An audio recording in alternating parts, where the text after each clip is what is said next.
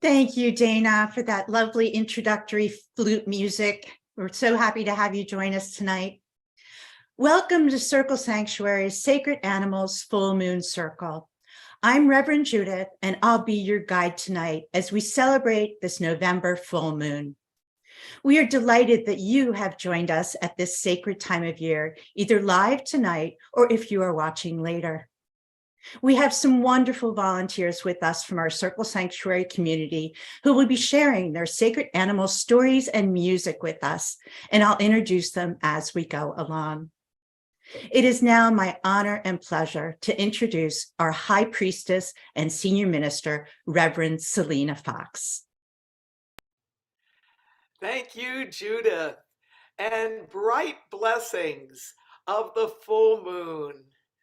Let's take a few moments and call our own connection with the full moon into ourselves and into this cyber circle. We honor the great moon, the bright moon, the full moon. And may we attune and commune with this sacred animal's full moon and welcome into our circle not only the moon as great mother, but the moon as it connects us with that greater circle of nature of which we are all part. Yes, we're having an interspecies full moon circle tonight and celebrating our connections as humans with each other and with the natural world and our fellow creatures, animals.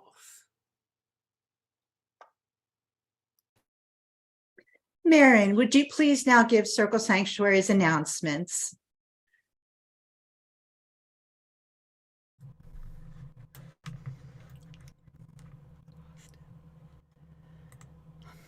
Welcome to Circle Sanctuary's Sacred Animals Full Moon Circle.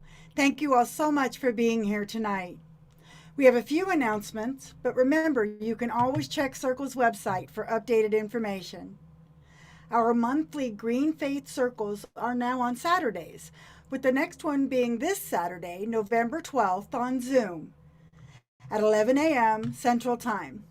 For those interested in eco-climate justice activism who wish to be a part of the gathering, please join our Circle Sanctuary Green Faith Circle Facebook group or contact Reverend Shar. Her email address is on our website. There's also a sanctuary workday this Saturday, November 12th, on the Circle Land. And at 1 p.m. that day, we will honor our military veterans and give thanks for their service to our country. Please join us if you can. On Sunday, November 20th at noon, we will virtually honor Transgender Day of Remembrance, which will be a part of an interfaith gathering later that day in Madison. Our next Full Moon Circle's theme is Yuletide Spirits, and we'll be broadcasting on Tuesday night, December 6th at 7 p.m. Central Time. If you're interested in contributing and being a part of the cast, please contact Reverend Judith. Circle's Community Yule Festival will be held on Saturday, December 17th. Please register on our website, and our longest night celebration is on Tuesday, December 20th. And make sure to tune in to Circle Sanctuary's Network's podcast throughout the month. You can find the schedule on Circle's website or on Facebook at CSNP Podcasts, where you can also find recordings of over 800 previous podcasts. Please remember, donations and memberships are very important for the upkeep of our nature preserve and spiritual outreach.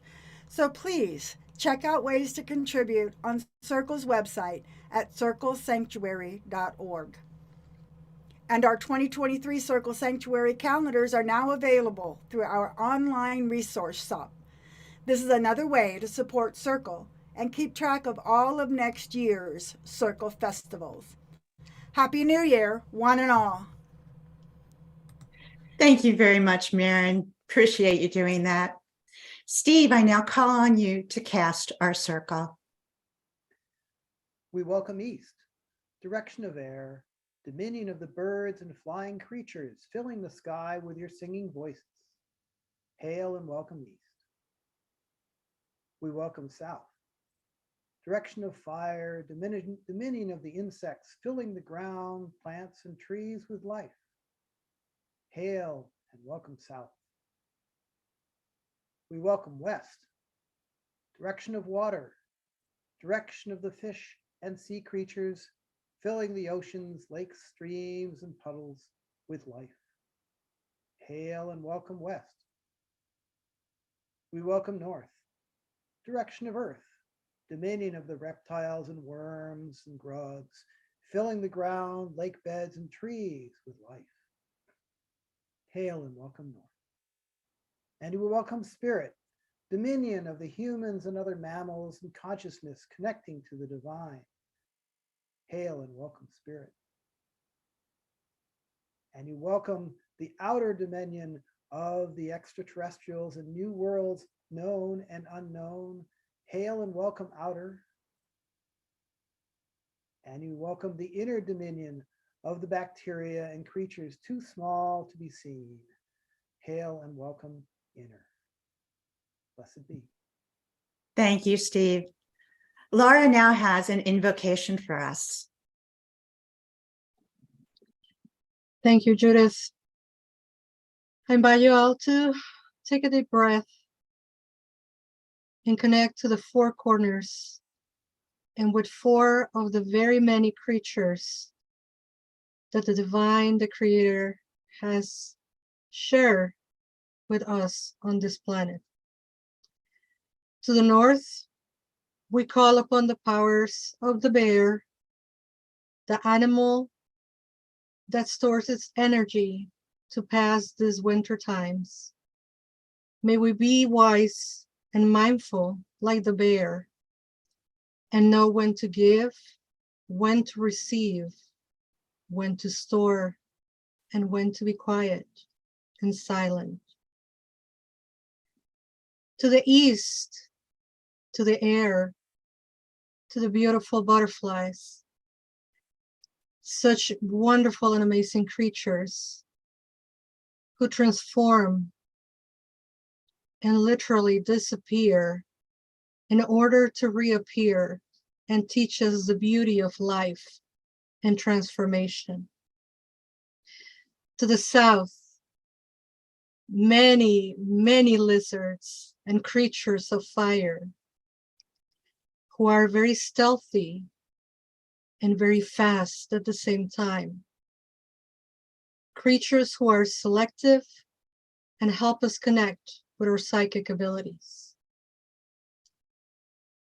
And to the west, we connect to the water and the blessings of the crab, the hermit crab in particular, a creature that has to be so mindful of its size and the places in which it inhabits. And to all the other creatures and to all the other animals and to all the other creations of Mother Nature, Mother Gaia, the Creatrix, life, we call upon to you. May we learn to not only call you familiar, but coexist with you, meaningful, mindfully, stealthy, psychically, and carefully, being honored to be your family. So be it. Thank you, Laura. I now call on Richard to kindle our moon fire. This month, the full moon ritual is focused on sacred animals. A warm fire on a chilly autumn night is a good place to curl up with your familiar, a sacred animal. You can connect with them and with the fire and with your inner self. Prepare for the coming dark and cold winter.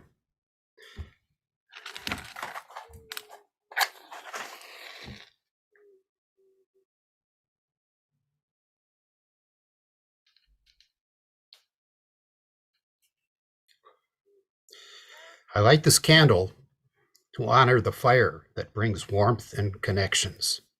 So mote it be. Thank you, Richard. I now invite all of our presenters here to light their candles.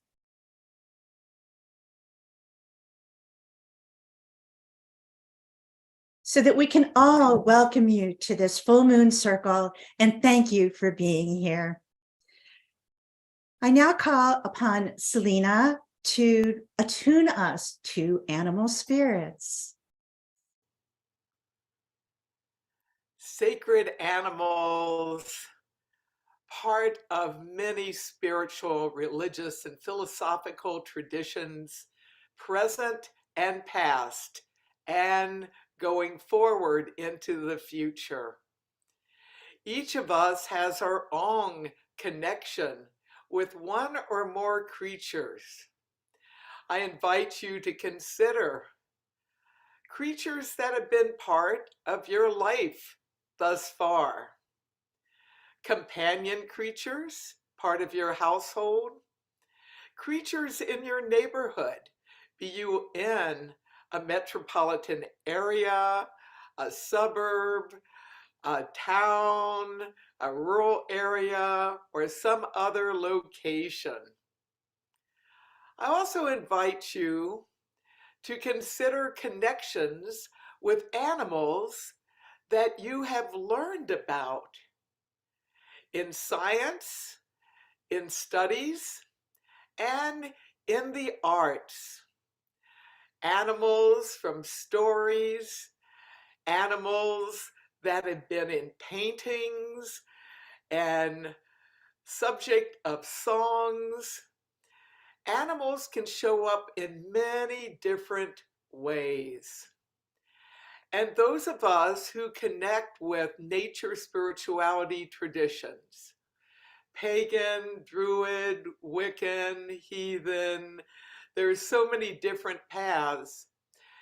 Within nature religion traditions, often one or more forms of divinity may have an associated animal.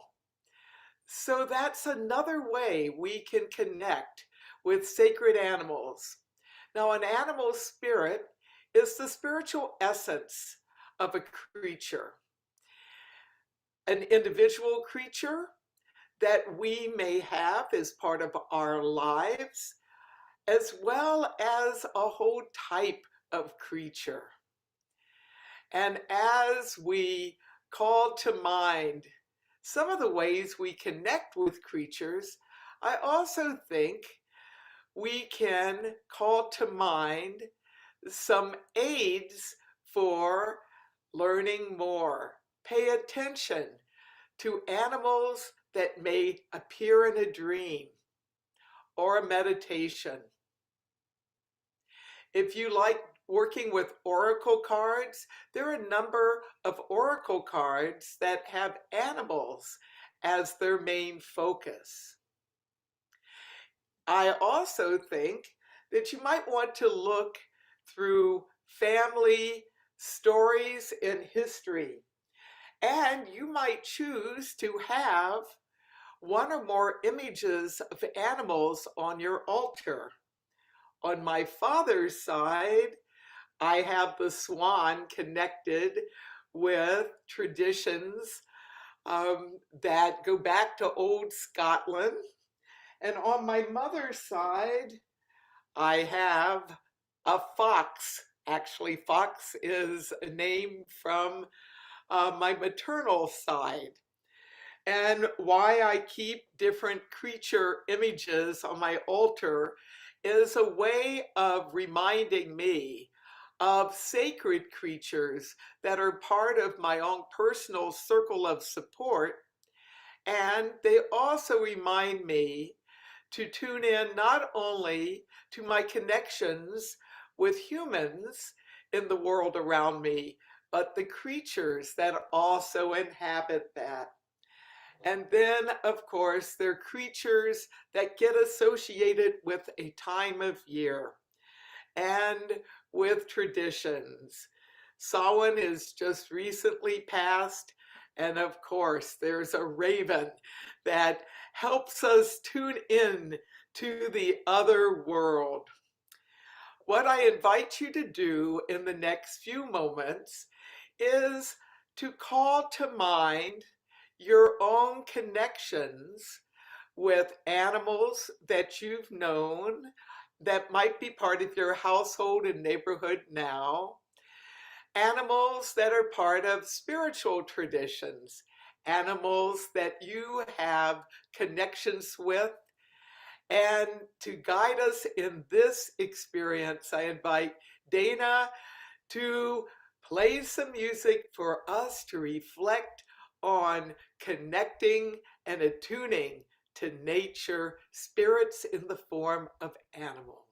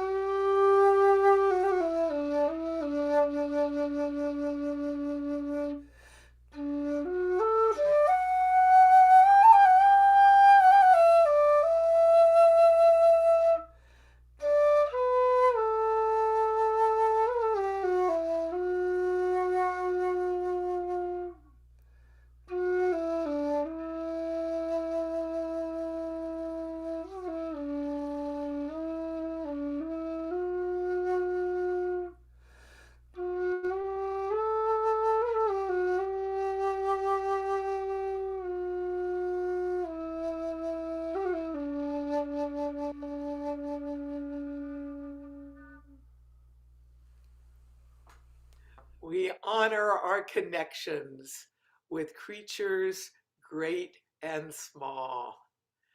We call to the animal spirits as a great diversity, as well as in specific forms, to come and be in our sacred full moon circle tonight. Welcome, creatures. Welcome, animal spirits. Welcome, sacred animals. So be it. Thank you, Selena. And thank you, Dana, for that beautiful music. I now call on Eldridge to tell us about his very unique spirit animal. Well, thank you. I'm Reverend Eldridge. I was born in 1961 north of Pittsburgh, Pennsylvania, but my story tonight is from 33 years later, from 1994. I had graduated from Bible college and had moved and was living in Washington, D.C. I had come out as a gay man, assisted by radical fairies to be my authentic self. I was coming out as a pagan, assisted by a mystic healing practitioner to be my authentic self. I was so new and skeptical about pagan spirituality, but I knew it was right for me. So I picked someone who didn't know me at all. She had offered to perform a soul retrieval and to tell me about the milestones of my life and to confirm my spirit animal. She was spot on about the story and about what she had seen in her vision.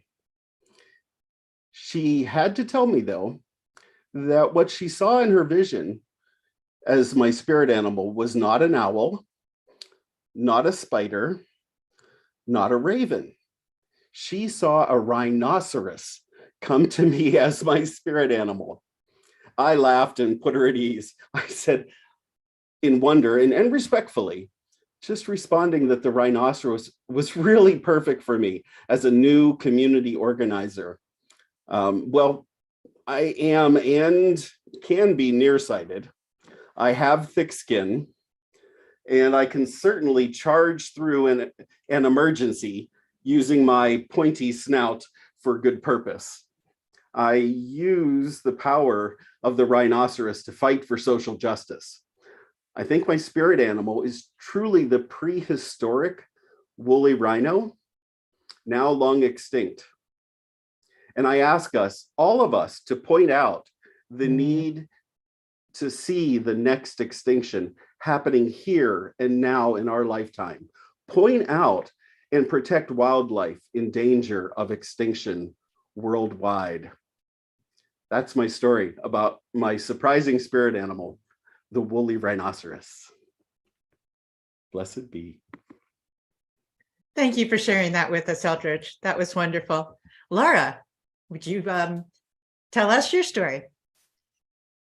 Thank you, everybody. Laura Gonzalez here in Chicago. And before I jump into the snake, I have to tell you a story that happened today. As I am very familiar with snakes, I have one and I love them and I know all kinds of things about them. But I went to the holy book of everything animals, and I have already decided to talk about butterflies. And lo and behold, the bookmark on that book has a quote about butterflies. So I'm going to tell you first the quote from the butterfly, and then we're going to talk snakes. How does one become a butterfly? She asked. You must want to fly so much that you are willing to give up being a caterpillar. From Hope for the Flowers. I thought it was fantastic and so amazing that it was in the book today. So speaking of snakes, the snake, first of all, I have a snake and an incredible phobia of insects. And every time I talk to people about snakes and having one snake, they look at me very puzzled and said, how can you be afraid of insects and have a snake? And I will never understand the correlation when one is an insect and the other ones are reptiles. But anyway, I consider snakes to be one of the most sacred animals, for in our culture, the Mexica people, our greatest deity, force, energy force, life force, is Quetzalcoatl, which is a feather snake or a feather serpent.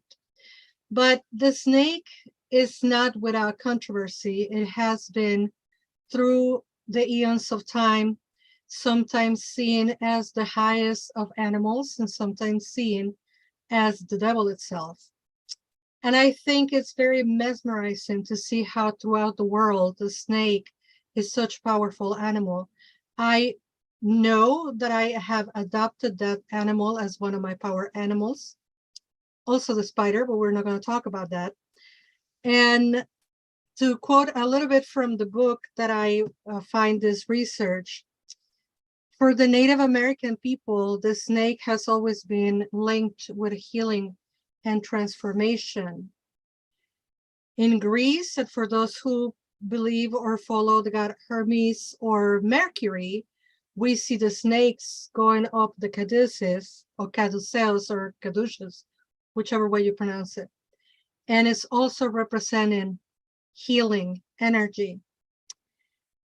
In India, the goddess Binata is the mother of snakes, and it represents water and symbolism of water and waves. And Shiva wears the snakes all over his body as representation of sexual energy. In Chinese astrology, the snake is also revered, and those who are born into the years of the snake are believed to have compassion, clairvoyance, and charm. In Egypt, of course, the snake has huge mythical significance, and we see it on all the pictorials and decorations for the ancient gods. The snake has always been related to transformation because it does this wonderful, marvelous thing of shedding its skin, and it does it all at once. And I do have a snake, and to witness that is something so marvelous. And Quetzalcoatl in our Mexica culture, modern researchers say that it means the beautiful vibration of life. That our people didn't know how to say vibration or how to express the concept of vibration. So they utilized the snake to signify that vibration. I really invite you all to research and to learn more about snakes. One last thing, two last things. The one is lots of medicine for people who are suffering afflictions of blood pressure, and other illnesses. The snake has been a great contributor to research and medicine, and there's lots and lots of medicine that humans depend on that have been achieved by doing research on snakes. And one of the most significant features of a snake, which is shedding the skin, right? So meaningful for this time of year. But I want to remind you that the snake shed the skin all at once. We humans do it too. We just do it all the time. So let's remember that as a connection with such amazing, mesmerizing, slithering animal. And may we all be blessed, not in person if you're afraid, but with the presence of the energy of the sacred snake. Blessed be. Thank you, Laura. That was really interesting. Marin now has a really fun song for us. Hi, yes. I'm going to be sharing Spiral Rhythm's song, Children's Totem Chant. Many Native Americans and other cultures follow the belief in animal totems, as has been mentioned before in this broadcast.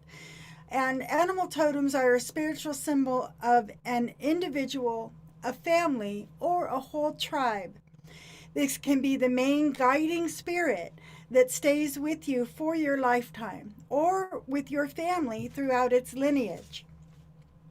Spiral Rhythm wrote this chant for children and for the child in all of us that celebrates the creatures of the world. Come join me as we sing this children's totem chant. And if you know it, sing along with me.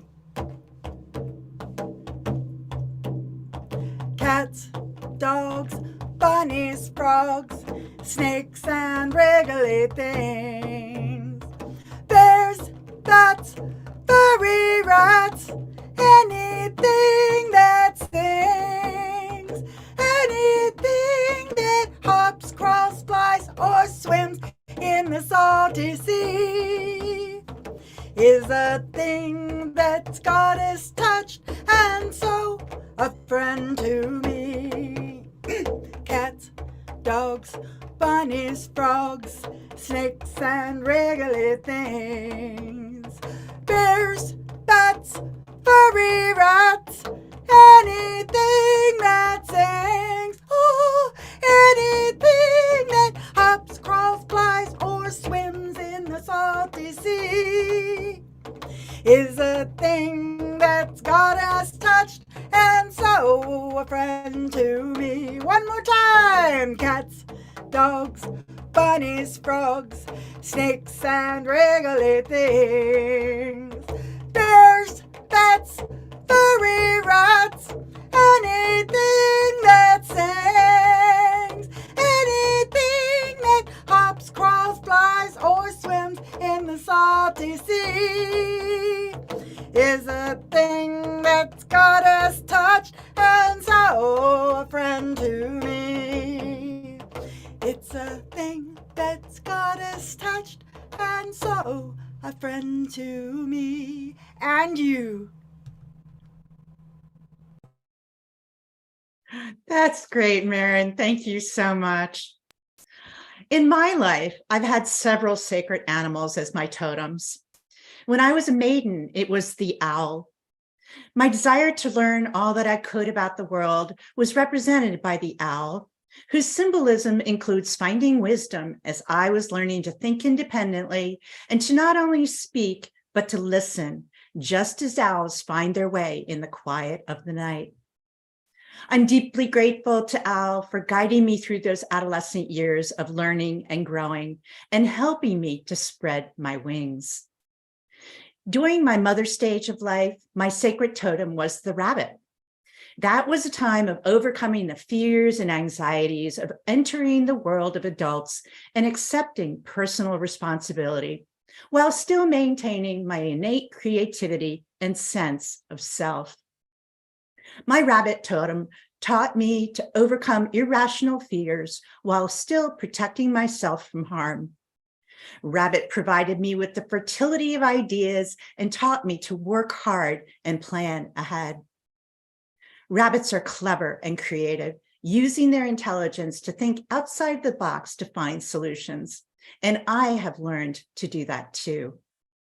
Rabbit also added a softness to my character and encouraged me to act on my ideas and plans, and reminded me to occasionally let go of that planning and the desire to control every detail in order to experience things I may have otherwise missed. And the rabbit brought me love and good luck. Now that I am a crone, the fox is my totem, but the owl and rabbit are still also with me. The fox is often associated with the figure of the trickster, but as a spirit animal, it has also turned into a teacher for me, providing guidance on swiftly finding my way physically as well as intellectually. As I follow the fox totem wisdom, I have developed adaptability and learned decisive responsiveness. The fox has been a great guide for me when I've been faced with tricky situations, as well as in my mundane daily matters. And I've had to work hard on the bigger projects that I've created. And fox has taught me to trust my intuition. Having the fox as my spirit animal, I have found my way to being a teacher, using the lessons I have learned from not only fox, but owl and rabbit. Each in their own way have taught me to trust myself, know the divine in myself and in others, never forgetting to take care of myself while caring for others, and to know that rest and play are just as important in my life as learning and growing. May each and every one of you find a sacred animal or two that speaks to your heart and mind, and learn to listen to their wise guidance and accept their unconditional love. Dana, who's with us this evening, is an avid bird watcher and has this to add. Dana?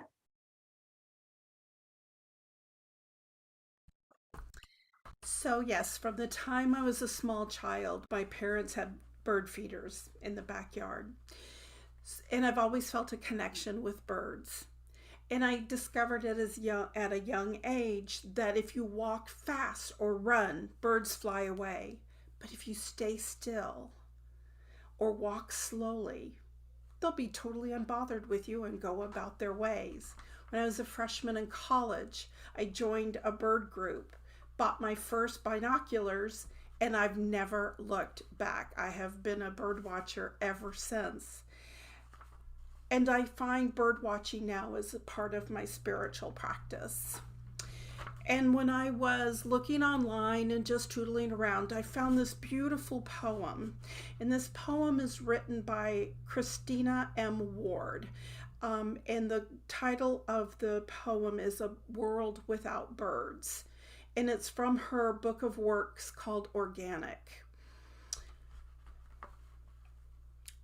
I do not want to stand under quiet skies. I want them filled with bird song, the intertwining symphony of life breathing life, singing life.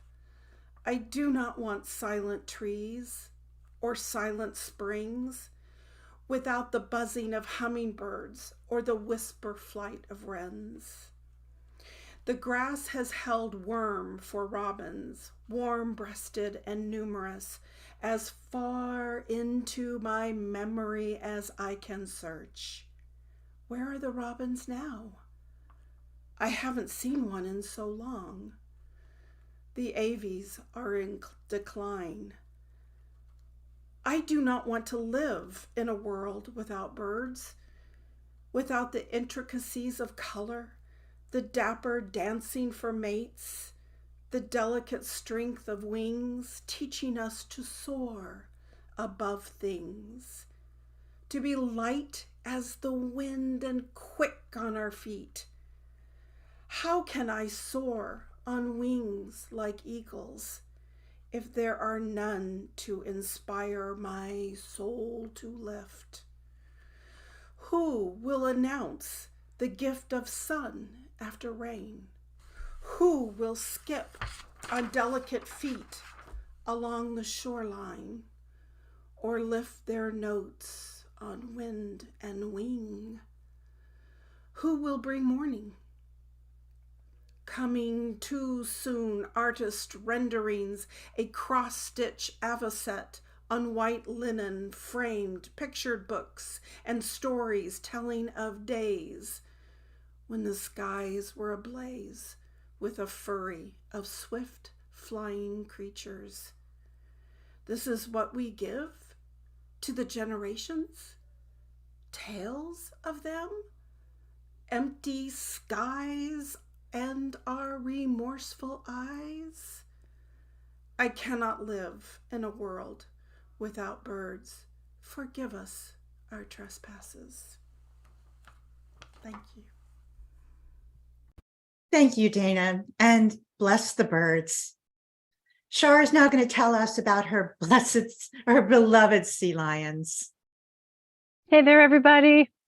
Reverend Charbert here. So glad to be with you all. I'm just loving these animals. I'm loving them, and I love this. And I am totally in love with sea lions.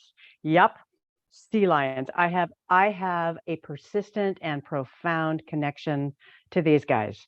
I mean, they are truly remarkable to begin with. If you didn't know, there are 7 different species of sea lion, but I am partial to the Stellar sea lions and to the California sea lions, both of which live right here in the Monterey Bay on the California Central Coast, which is the traditional lands of the Ohlone people, predominantly the Rumsen Costanoan tribal band. And when you look into the lore, a lot of coastal tribes used sea lions as a clan animal. So they're part of the pinniped genus of animals. A lot of people confuse them with seals. And I just love that word pinniped. Just say that, pinniped. There's something about it that captures the spirit of a baby sea lion.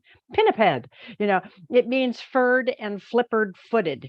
So the only 2 pinnipeds that are actually the same are like the fur seals and the sea lions, and they make up a family of what they call eared seals within the pinniped people.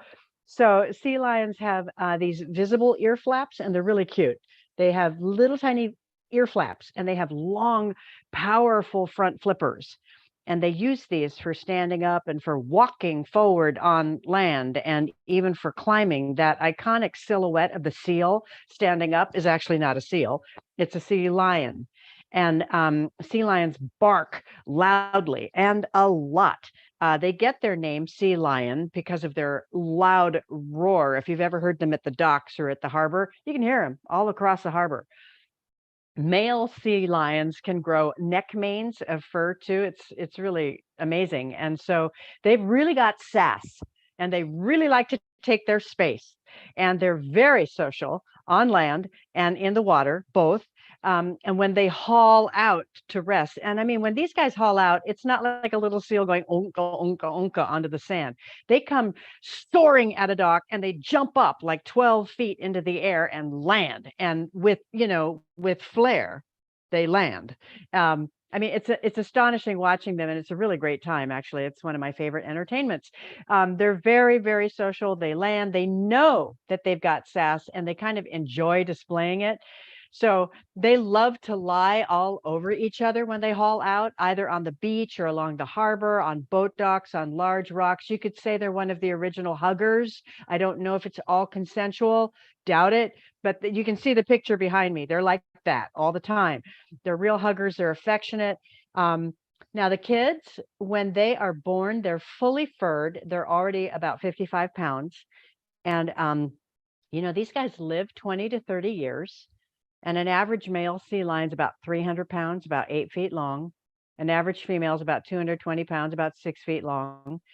The stellar sea lions can weigh over 2,200 pounds. I mean, they're like a VW bus, and they can grow to over 10 feet long, a ton. They can dive down as far as 600 feet. They can stay down for up to 30 minutes in one breath. And it's amazing how agile they are.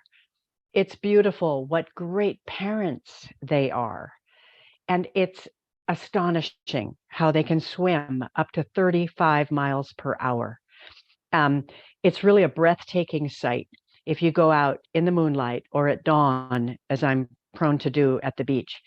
You can see a school of sea lions, and you can see the bulls, you can see the adult females, the subadults, and the little babies, and they're all whoosh, whoosh, going through the waves like that.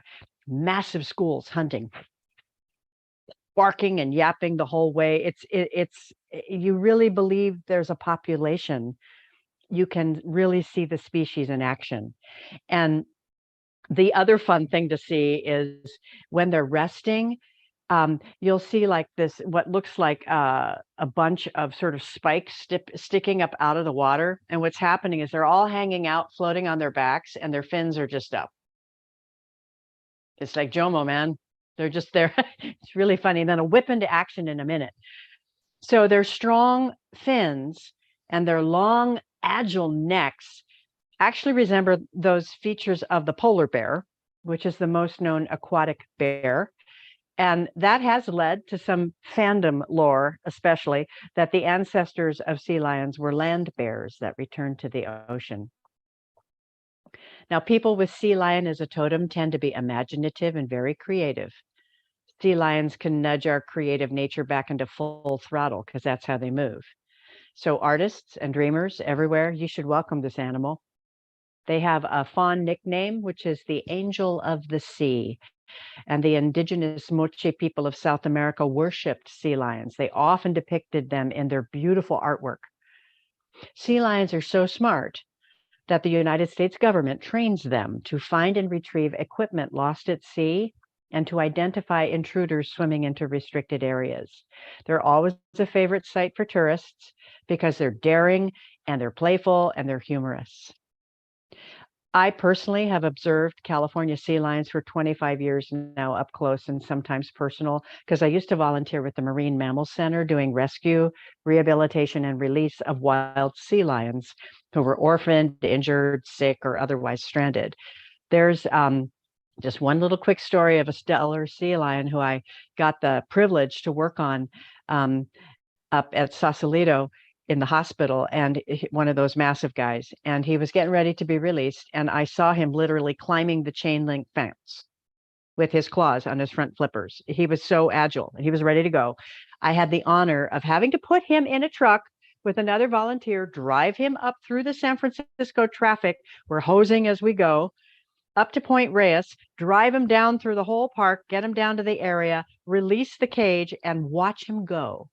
And I mean, this 2,200 pound animal slipped out of the truck, boom, went into the water. He looked back at me once, eyeballed me, went, boom, and off he went. And I was like, go, buddy, go, go, go, go. Just a truly magical moment you can never forget. So sea lion can really ramp up all of your spiritual awareness too. I mean, aside from those live encounters, they can connect to your authentic self and your soul journey. They often appear as journey guides in my times of doing the sight. I have recurring dreams of shape-shifting as a sea lion and even living as a sea lion in a prior life. Sea lions symbolically often represent the lucid dreaming or our inner voice. And when I practice, sea lion appears to me at the sound of the drum. We swim in a grove of sea kelp forest, which is this mighty sanctuary below the surface. And every time, and I mean every time, that I go to the seashore to pray, I will close my eyes, send out my energy, right? And every time when I open my eyes again, a sea lion or two pop their heads up out of the surf. And I mean, they're looking at me. Or else one of those great swarms comes from right to left across my line of vision, diving and hunting, teaching the young, barking as they go. And they are always, always, always part of the answers to my prayers. And I take heed. I won't presume ever, but I would hope that they know me as I have come to know, respect, and love them, because they are my marine mammal kin. They're exactly why I never eat sea creatures thought of as seafood, because that's their food chain and their food basket, and I don't need it. And I want them always to have it. May there be peace in the West, the watery realm, on the surface and in the deep, my beloved sea lion friend. Ah, when.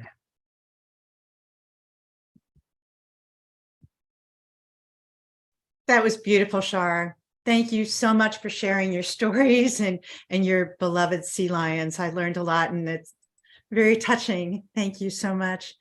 So now, Steve, will you tell us a little bit about this music you're going to be playing? Well, this is an instrument called an mbira. It's from East Africa, specifically Zimbabwe and the Shona people. And it's thousands of years old. And this is a very traditional piece of theirs called chiguaya, because there is a fish called a chiguaya. And it's also intended to be played for the water spirits. So what I like to do, whatever body of water I visit, I like to play this for the water spirits in hopes that they listen as well in approval. So here goes.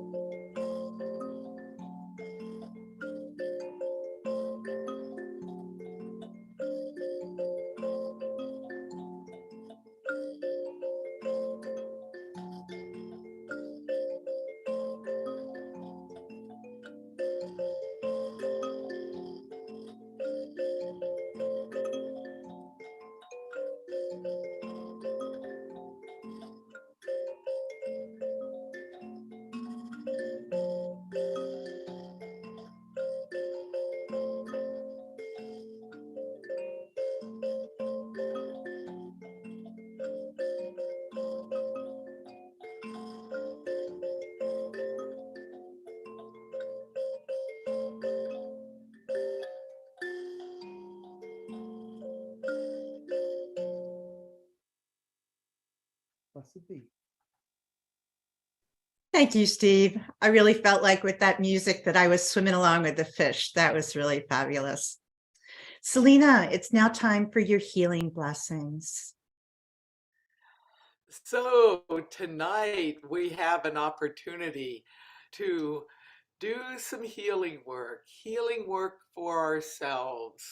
And this is a Sacred Animals Full Moon Circle. So in a few moments, I will be playing a singing bowl. And as I play the singing bowl, I invite you to call to the realm of animal spirits and let an animal come to you that can guide you in healing and wellness. We also will have some other healing work specifically for creatures that we'll do after this. So in the next few moments of quiet, taking some deep, slow breaths, center yourself according to what works best for you, and call to the divine healer, to come to you in the form of a creature.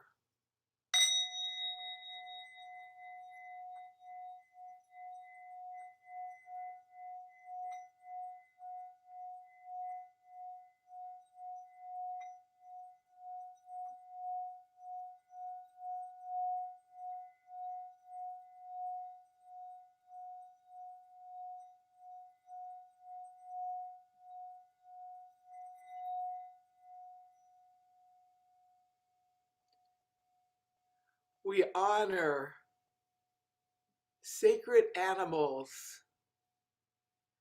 that can help us heal, help us grow, help us learn about how human creatures are part of the much larger circle of nature of which we are all part. And I invite you, after our circle has concluded, to continue your own process of connecting with healing in the form of an animal spirit, an animal totem, an animal healer. And now I invite you to shift your healing focus into healing for creatures that are here on planet Earth, sending healing to specific creatures that are threatened or endangered, healing to those who have had challenges in their life, healing for those who are animals that have been rescued and that are being rehabilitated, healing to creatures that have been impacted by natural disasters, by wars, and other traumatic events, and healing for humankind's relationship with the natural world, and to guide us in our time of healing meditation. I invite Chris to play some music as we reflect on us now sending healing to animals specific and animal types and animal ecosystems in need.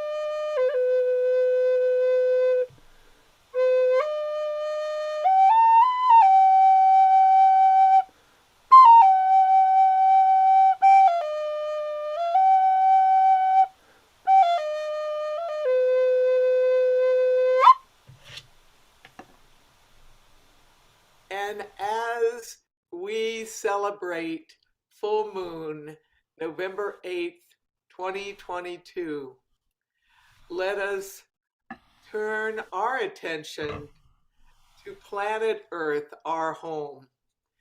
In Egypt, COP27 has gathered. More conversations, negotiations, and transformations for a healthier planet are in the works. And in addition to work there are people the world over that are finding ways to collaborate and work for a healthier planet. We not only need a healthier planet to help sustain human life, but creature life and plant life and ecosystem life. So let us spend a few moments looking at this image of planet Earth as we do prayers of healing and wellness for planet Earth. Healing and wellness for planet Earth. Healing and wellness for planet Earth, now and in times to come. So be it. Thank you, Selena. Blessings to all. Laura, will you now please give the benediction?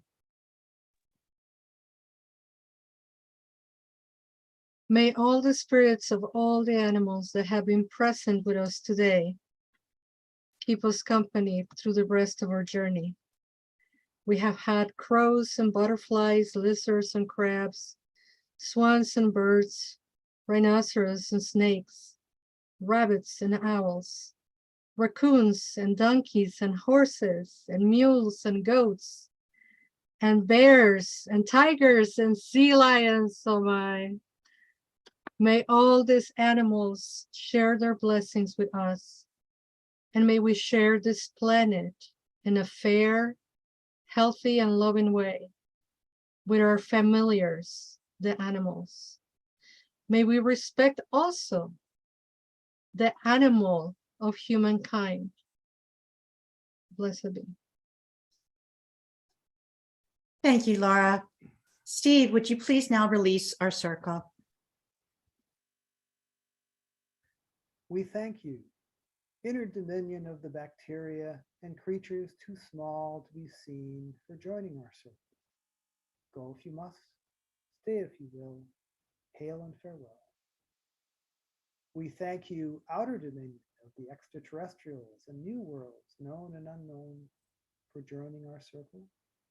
Go if you must, stay if you will, hail and farewell. We thank you, Spirit, dominion of the humans and other mammals and consciousness connecting to the divine, for joining our circle. Go if you must, stay if you will, hail and farewell. We thank you, North, direction of Earth, dominion of the reptiles and worms and grubs, filling the ground like beds and trees with life, for joining our circle. Go if you must, stay if you will, hail and farewell. We thank you, West, direction of water, dominion of the fish and sea creatures, filling the oceans, lakes, streams, and puddles with life, for joining our circle. Go if you must, stay if you will, hail and farewell. We thank you, South, direction of fire, dominion of the insects, filling the ground, plants, and trees with life, for joining our circle. Go if you must, stay if you will, hail and farewell. And we thank you, East, direction of air, dominion of the birds and the flying creatures, filling the sky with your singing voices, for joining our circle. Go if you must, stay if you will, hail and farewell. The circle is open, but never broken. Merry meet and merry part, and merry meet again. Blessed be. Thank you, Steve. Selena, do you have some last words for us? We honor the magic moon. We honor creatures of many types. We give thanks to the divine as one and as many. Divine as great mother, great father, great spirit, the divine that's within us and around us. And as we conclude our time tonight, I invite you to continue your work with sacred animals, being appreciative, being observant, and being part of the solutions for a healthier planet rather than the pollutions. So we give thanks to the moon. We give thanks to each other. Bright blessings. Thank you, Selena. And as we go to gallery view, I want to thank all of the presenters that were here with us this evening. And thank you who were watching for celebrating the Sacred Animals Full Moon Circle with us. Thank you for joining us this evening or for watching later. Join us again next month on Tuesday, December 6th for our Yuletide Spirits Full Moon Circle. And as Steve said, merry meet, merry part, and merry meet again. Until we meet again, may divine spirit always be with you. So mote it be. Chris, would you now please tell us about Circle Sanctuary membership and donations? So good evening. Tonight's broadcast was made up of a whole bunch of volunteers. And there are a whole bunch of volunteers that support Circle both on the land, in the offices, and across the country doing the work of Circle Sanctuary. Have you ever wanted to be part of that? Well, guess what? You can. You can become a member of Circle Sanctuary by going to circlesanctuary.org and looking up our memberships and donations. Helping us do our work is one thing, but we do need monetary as well as action. So if you can become a member, small amount every month, or make a donation, all of that can be done at circlesanctuary.org. And then you can be one of us in a more tangible way and support the work of Circle Sanctuary. So I invite you all to join us there at circlesanctuary.org and become one of us.